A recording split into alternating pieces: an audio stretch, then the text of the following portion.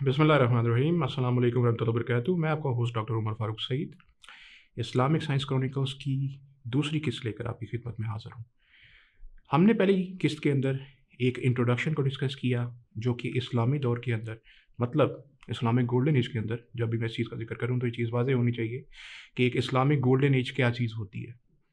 Islamic golden age वो वक्त था जिसके अंदर मुसलमानों ने तरक्की की दुनियावी एतबार से और इसके साथ साथ मुसलमानों को और कुछ ऐसे हुक्मरान भी थे जो कि स्पेन में इसी तरह से तुर्की के अंदर जो कि मुसलमान साइंसदानों की निगरानी करते थे, उनको सपोर्ट भी करते थे। इसके नतीजे में मुसलमानों ने बहुत सी इन्वेंशंस की और उसका नतीजा ये निकला कि उसका इम्पैक्ट ये हुआ बल्कि दुनिया की आज जो शेप निकल के आपके सामने आती है, जो टेक्नोलॉजिकल बूम आया, उस तमाम बूम की जो बुनियाद है, बिलाशुबा इसमें शक नहीं है कि यूरोप ने भी बहुत काम किया, लेकिन यूरोप का किया हुआ सारा काम बुनियाद उसकी क्या थी? वो उन मुसलमान साइंसदानों का काम था, जिनको कि हमें जानना बहुत ज़रूरी है। इस ज़िमन के अंदर आज पहली इंट्रोडक्शन की किस्त के बाद मैंने केमिस्ट्री का सब्जेक्ट चूज़ किया कि मैं केमिस्ट्री के बारे में आपको थोड़ी-सी इंट्रोडक्शन ज़ाहिर है कि ये तमाम सीरीज़ आपको इंट्रोडक्शन और आपको नॉलेज देने से मुतल्लिक है, ना कि कुछ पढ़ाने या सिखाने या बताने से मुतल्लिक। जो चीज़ें आप पहले से जानते हैं, वो चीज़ें अगर मैं बताऊँगा तो ज़ाहिर है कि एक बोरियत और बोरिंग हो जाएगा। जो काम मैं नहीं चाहता, आपको ऐसी चीज़ बताना नहीं चाहता कि जिन चीज़ों को आपको पहले पता हो, मैं तो कुछ ऐसी चीज़ों का बताना ज़्यादा ज़रूरी समझता हूँ, जिन चीज़ों के बारे में आम आवाम को शायद बहुत कम पता हो। इस ज़माने में केमिस्ट्री का सब्जेक्ट एक बहुत अहम सब्जेक्ट है। इसकी अहमियत मैं थोड़ा-सा इस तरह से भी बता देता हूँ कि शुरुआत के दौर में जब सिविलाइज़ेशन अपनी बिल्कुल बुनियादी एक एक फ़ॉर्म के अंदर थी, जब इतनी तरक्की नहीं थी, जो लोग एग्ज़िस्ट करते थे, शिकार किया करते थे, इसी तरह से बहुत बहुत सी चीज़ें जो कि आज हम देखते हैं, उनका एक नज़रिया भी मौजूद नहीं था। उनका होना तो दूर की बात है। वो तमाम चीज़ें केमिस्ट्री बुनियादी तौर के ऊपर मतलब आग जलाना शुरुआत के अंदर, इसी तरह से किस तरह से आग चल सकती है आज भी हमें पता है। पेट्रोल डालेंगे तो ज़्यादा चलेगी या मुख्तलिफ़ सब्सटेंसेस को डालेंगे तो किस तरह से इग्निशन बेहतर होगी, ये तमाम चीज़ें ज़ाहिर है कि केमिस्ट्री से मुतल्लिक है। लिहाज़ा इंसानी सिविलाइज़ेशन की शुरुआत से लेकर आज के दौर तक जितनी भी इंसान ने तरक्की की, उसमें केमिस्ट्री का रोल बहुत बुनियादी है। ज़ाहिर है इसमें भी शक नहीं है कि फ़िज़िक्स का रोल भी इसके अंदर बड़ा क्रूशियल है। लेकिन केमिस्ट्री का रोल थोड़ा-सा इसलिए ज़्यादा इम्पोर्टेंट हो जाता है कि हम बुनियादी तौर पे इंसान हैं, ऑर्गेनिक हैं, बीमार तो होंगे। बीमारी की सूरत में जो दवाई हम लेते हैं, वो भी केमिस्ट्री का ही कमाल है। क्योंकि वो जिन केमिकल्स को मिलाकर, उन अज्ज़ा को मिलाकर जो केमिकल कॉम्बिनेशंस हमें दवाई की सूरत में दिए जाते हैं, वही at the end of the day हमें हील करते हैं और उन्हीं के नतीजे के अंदर हम वो तमाम चीज़ें करने के काबिल हो जाते हैं, जो शायद इसके बगैर हम नहीं नहीं कर सकते। वो तमाम चीज़ें और उनकी शुरुआत, इसकी बुनियाद या रूट इस्लाम और इस्लामिक सिविलाइज़ेशन में कैसे मिलती है? ये एक बहुत अहम सवाल है। मैंने पिछली किस्त में आपको याद होगा कि इस्लामिक सिविलाइज़ेशन बल्कि ह्यूमन सिविलाइज़ेशन से मुतल्लिक एक किताब का तारुफ़ करवाया था। वो किताब शायद बैकग्राउंड में आपको मेरे पीछे नज़र भी आ रही होगी। उस एटलस के अंदर ह्यूमन सिविलाइज़ेशन की बुनियाद शुरू के दौर से लेकर जिसको वो कहते हैं ना केवमैन, स्टोन एज का जो दौर था, वहाँ से लेकर और आगे जो साइंटिफिक डेवलपमेंट्स होती रहीं, किस तरह से इंसान आहिस्ता-आहिस्ता चीज़ों को बनाता गया और आहिस्ता-आहिस्ता तरक्की करता गया और इसी के साथ-साथ उसकी कुछ बीमारियाँ जिसके पहले इलाज मौजूद नहीं होते थे, उसकी दवाइयाँ बनाकर उसका नतीजतन इलाज डिस्कवर होते रहे आहिस्ता-आहिस्ता और उसके नतीजे में इंसानों की ज़िंदगियों के अंदर भी इज़ाफ़ा हुआ। इससे आप ये भी हिसाब लगा सकते हैं कि कितना अहम है केमिस्ट्री का इल्म होना और इसके साथ कंबाइन करके मेडिसिन का इल्म अगर जब मिल जाता है, तो एक इंसान की ज़िंदगी बचाना कितना सवाब का काम भी है। तो इसलिए ये चीज़ बहुत अहम है इस्लामिक एतबार से भी कि हमें पता होना चाहिए कि हमने बुनियादी तौर पे किन चीज़ों को अपने हमारे आबा-ओ-अजदाद ने किया कि जिसके नतीजे में आज बहुत सी चीज़ें डिस्कवर हुई। आज बहुत सी चीज़ें डिस्कवर उन्हीं की कई डिस्कवर की हुई चीज़ें ही चल रही हैं। इसी ज़िम्न में मैं एक बहुत अहम शख्सियत का ज़िक्र करना बहुत ज़रूरी समझता हूँ। अगर सिविलाइज़ेशन इस्लामिक हिस्ट्री में इनका नाम तो सबसे मारूफ़ है। हम सब इनके नाम से वाकिफ़ ज़रूर हैं। अलबत्ता इनसे मुतल्लिक़ काफ़ी कंट्रोवर्सीज़ भी हैं, थोड़ा-सा मैं उनका ज़िक्र भी ज़रूर कर दूँगा। इनका नाम जाबिर बिन हयान है। जाबिर बिन हयान या जिनको इंग्लिश में गेबर भी कहते हैं, जेबर या गेबर, GEBER। आपको पता है कि कुछ वेस्टर्न ये एक मसला है कि वो नामों को ज़रा बिगाड़ देते हैं। लेकिन चूँकि उनका लिटरेचर अगर हम जब पढ़ेंगे, तो हमें ये भी पता होना चाहिए कि बिगड़ा हुआ नाम क्या है। क्योंकि अगर हम सिर्फ़ अपने नाम को जानेंगे और उनके लिटरेचर में पढ़ने के बाद हमें पता नहीं चलेगा कि किसका ज़िक्र हो रहा है, तो वो बात भी कुछ ठीक मालूम नहीं होती। इसलिए मैंने साथ ही ज़रूरी समझा कि उनका दूसरा नाम जो कि वेस्ट में है, ज़्यादा मारूफ़ है, वो भी बता दूँ। अच्छा, जाबिर बिन हयान को फ़ादर ऑफ़ केमिस्ट्री कहा जाता है। केमिस्ट्री की जितनी तरक्की है, उनके मरहून मिन्नत है। केमिस्ट्री में कुछ केमिकल प्रोसेसेस ऐसे होते हैं कि जो बुनियाद होते हैं हर दूसरे केमिकल प्रोसेस की तरफ जाने या उन लिक्विड्स के ज़रिए से तमाम दीगर दूसरे जो प्रोसेसेस हैं वो सरअंजाम पाते हैं। उन तमाम का जो क्रेडिट है उनकी फॉर्मुलेशन का, वो जाबिर को जाता है। जाबिर बिन हियान से मुतल्लिक पहले तो कुछ कंट्रोवर्सीज़ का ज़िक्र कर लेते हैं। कुछ लोगों के नज़दीक जाबिर बिन हियान तो एग्ज़िस्ट ही नहीं करते थे। ये मेथड, ये स्केप्टिसिज्म, ये रिविजनिस्ट मेथड भी कहलाता है। रिविजनिस्ट मेथड ये होता है कि आप तारीख़ के अंदर पाए जाने वाले तकरीबन हर वाक़ये और तकरीबन हर मशहूर शख्सियत से मुतल्लिक एक स्केप्टिसिज्म या एक शक का शिकार हो जाते हैं। ये पहले तो शुरुआत इसकी हुई थी एक रिलीजियस या थियोलॉजिकल फ्रेमवर्क के अंदर, जब जॉन एडवर्ड वॉन्सब्रो ने कुछ ऐसी मशहूर शख्सियात जिसमें अंबिया का भी ज़िक्र है, मूसा अलैहिस्सलाम का, ईसा अलैहिस्सलाम का, इसी तरह से उन वाक़यात का, नूह अलैहिस्सलाम और उनके वाक़यात का, इसी तरह से यहाँ तक कि आप सल्लल्लाहु अलैहि वसल्लम की ज़ात का भी, उनके बारे में भी कहा कि पता नहीं है हकीकत में एग्ज़िस्ट करते थे या नहीं। ये उन ऑथर्स ने एक रिविजनिस्ट मेथड निकाला और कहा कि ये सब मिथ हैं, ये चीज़ें हकीकत में एग्ज़िस्ट नहीं करती। बस लोगों ने कहानियाँ बना ली और उसके नतीजे में ये चीज़ें मारूफ़ हो गईं। अलबत्ता जो इस मेथड की बुनियाद है वो यही है कि हमारे पास कुछ ऐसा आर्कियोलॉजिकल एविडेंस नहीं है, इस वजह से हम इसको नहीं तस्लीम कर सकते। लेकिन इसके बरअक्स जो नज़रिया, इसके बरअक्स जो थ्योरीज़ और बल्कि फैक्ट्स मौजूद हैं, वो इन तमाम मशहूर शख्सियात की मौजूदगी की तरफ इशारा करती है। वो आर्कियोलॉजिकल एविडेंस भी है, वो सर्कमस्टेंशियल एविडेंस भी है, और वो उस साइंस जो कि उस मुसलमानों ने ईजाद की थी, साइंस ऑफ नरेशन। हालाँकि ये सोशल साइंस है, लेकिन बहुत अहम है। साइंस ऑफ नरेशन से भी ये तमाम चीज़ें प्रूव करती है। यही चीज़ जाबिर बिन हियान से मुतल्लिक भी कही जाती है कि वो हकीकत में शायद एग्ज़िस्ट नहीं करते थे, एक ख़याली नाम है। बहुत से लोगों ने जो काम किया वो एक ही बंदे का नाम बनाकर उसके पलड़े में डाल दिया गया और बाद में वो ज़्यादा फ़ेमस हो गया। इसके अंदर हकीकत काफ़ी कम है। हालाँकि स्केप्टिसिज़्म मौजूद है, इसका इनकार नहीं किया जा सकता।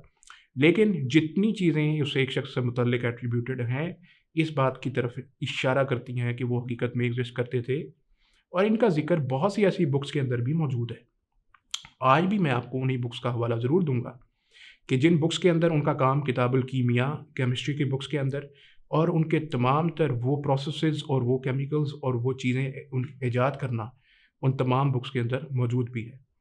सबसे पहले जाबिर बिन हियान के बारे में, उसके दौर के मुतल्लिक भी थोड़ा-सा स्केप्टिसिज़्म पाया जाता है। 8 से 13 के अंदर ही का दौर है उनका, 8वीं सदी से 13वीं सदी के अंदर का। इस बात पे तो इत्तेफ़ाक है। और उन्होंने जो काम किया वो भी उसी इस्लामिक गोल्डन एज और मेडिईवल इस्लाम का ही वो दौर था जिसमें उन्होंने सारा काम किया। जाबिर बिन हियान ने केमिस्ट्री की बुनियाद असल में इस नज़रिए से नहीं रखी थी कि वो केमिस्ट्री की बुनियाद रख रहे हैं। आपको ये चीज़ ज़हन में रखनी चाहिए, कोई भी साइंटिस्ट अगर ये काम करता है, और मेरा खिताब ख़ुसूसन उन स्टूडेंट से है जो साइंस पढ़ रहे हैं, ख़ुसूसन उन नौजवानों से है जो कि इंटरेस्ट रखते हैं उसी तरह से, उसी तर्ज के ऊपर लोगों की भलाई के लिए काम करने में, जिसकी नज़रिया रखते हुए हमारे से पहले हमारे बड़ों ने किया, जिनका ज़िक्र मैं कर रहा हूँ। तो उनके लिए इस इंस्पिरेशन का जानना और इसके ऊपर अमल करना बहुत ज़रूरी है कि हमेशा ये चीज़ ज़रूरी नहीं होती कि जिसका आप इरादा करके करें तो उसके नतीजे में वही नतीजा निकल आए जो आप चाह रहे हों। कभी-कभी एक्सीडेंटली, और बहुत सी डिस्कवरीज़ तो एक्सीडेंटल ही होती हैं, बहुत सी डिस्कवरीज़। इसका हमें इंडिकेशन जाबिर बिन हियान की ज़िंदगी से भी मिलता है। असल में केमिस्ट्री का नाम पहले केमिस्ट्री नहीं था, अलकेमी था। अलकेमी असल में एक ज़्यादा ब्रॉडर वर्ड है। अलकेमी के मुतल्लिक भी कुछ कंट्रोवर्सीज़ मौजूद हैं, उनका भी मैं ज़िक्र ज़रूर करता हूँ। अलकेमी को सिर्फ़ केमिकल या केमिकल प्रोसेसेस या केमिकल कॉम्बिनेशंस का मजमूआ इल्म नहीं कहा जाता।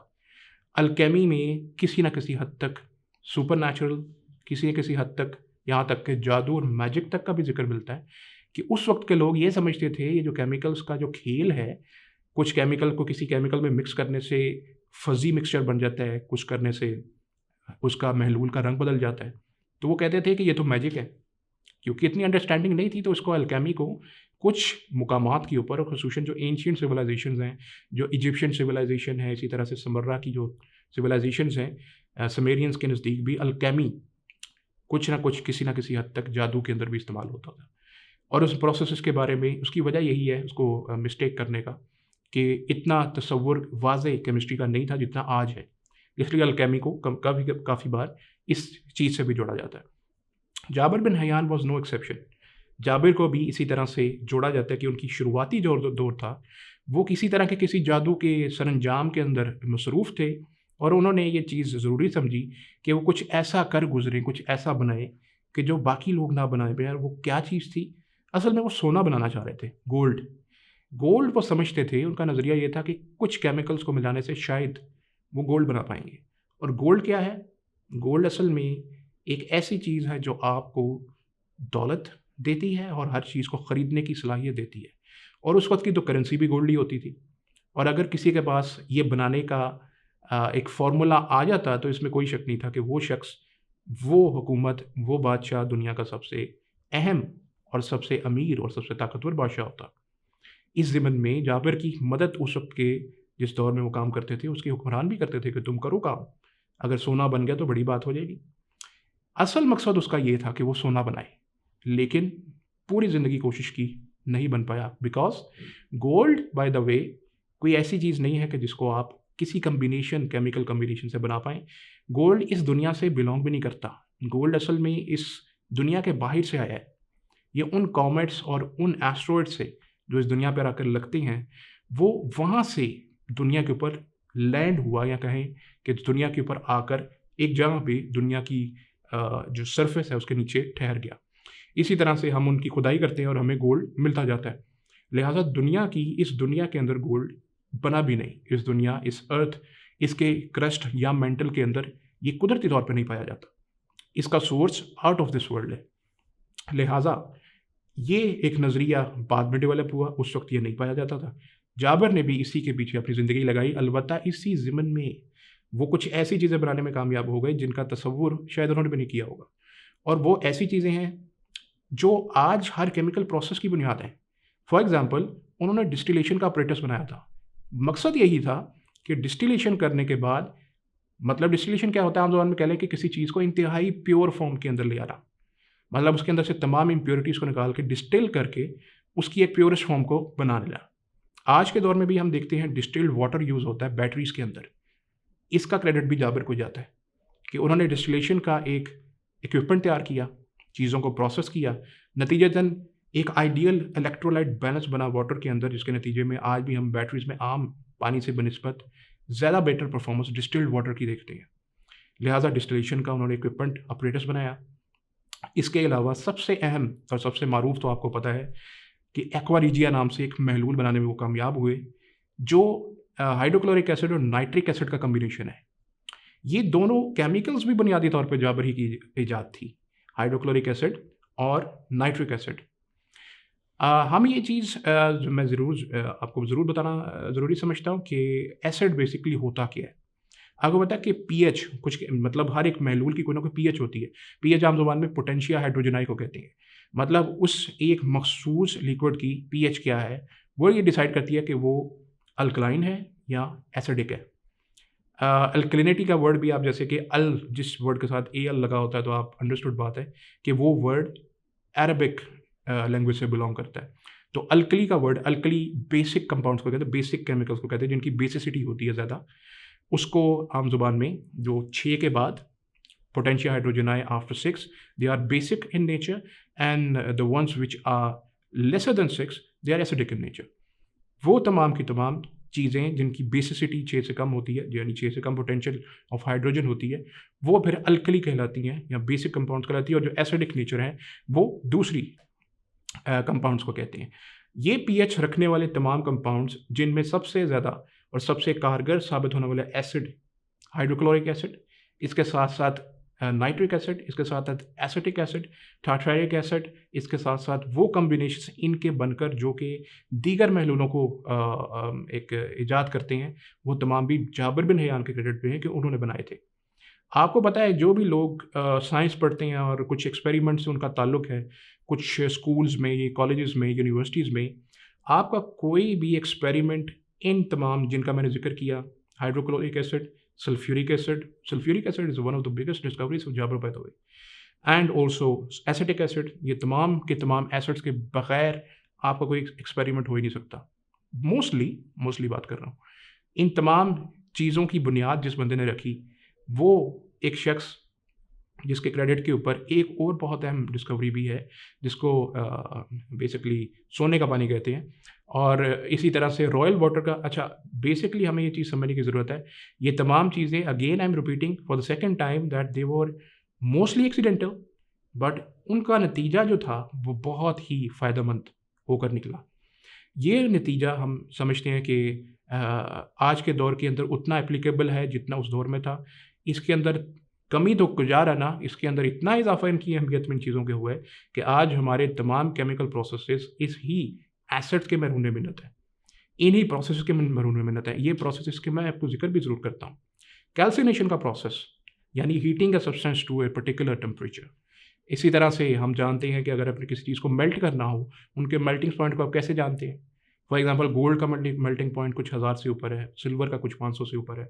ये तमाम मेल्टिंग पॉइंट्स। इसी तरह से एवेपोरेशन बहुत ही अच्छी, एवेपोरेशन के नतीजे फिर कंडेंसेशन।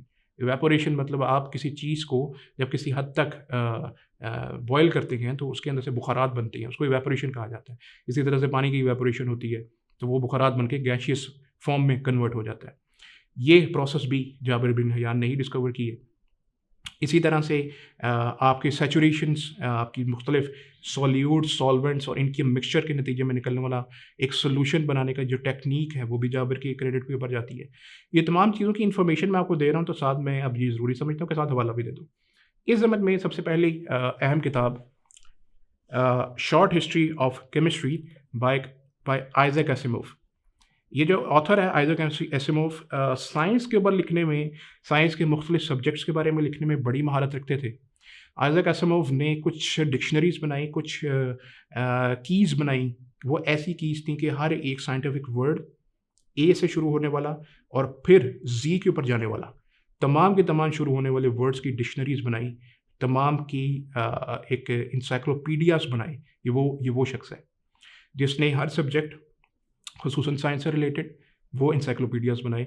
उसमें साइंस, और ना सिर्फ ये बल्कि आइजैक एसिमोव ने कमाल का काम ये किया कि साइंटिस्ट जो गुजरे हैं ए से जी तक, उनके नामों का भी एक इंसाइक्लोपीडिया बना दिया था। ना सिर्फ साइंटिफिक चीज़ों का, उनकी डिस्कवरीज का, बल्कि उनके नामों का भी जिन्होंने डिस्कवर किया था। बहरहाल आइजैक एसिमोव की बुक्स पढ़ने से ताल्लुक़ रखती हैं। ये book a short history of chemistry, इसके अंदर उन तमाम प्रोसेसेस का बड़ी तफसील से जिक्र है।